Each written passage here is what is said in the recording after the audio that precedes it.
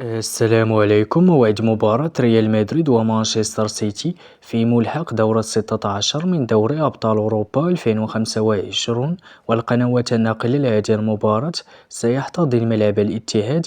مباراة مهمة لريال مدريد، وذلك حين يواجه مانشستر سيتي في ملحق دورة 16 من دوري أبطال أوروبا. وتجرى مباراة ريال مدريد ومانشستر سيتي في ملحق دورة 16 من دوري أبطال أوروبا يوم الثلاثاء 11 فبراير 2025 في تمام الساعة 9 مساء بتوقيت المغرب وتونس والجزائر، 10 مساء بتوقيت مصر، 11 مساء بتوقيت السعودية إن شاء الله. وسيتم نقل مباراة ريال مدريد ومانشستر سيتي على قناة بين سبورتس HD1 بتعليق عصام الشوالي.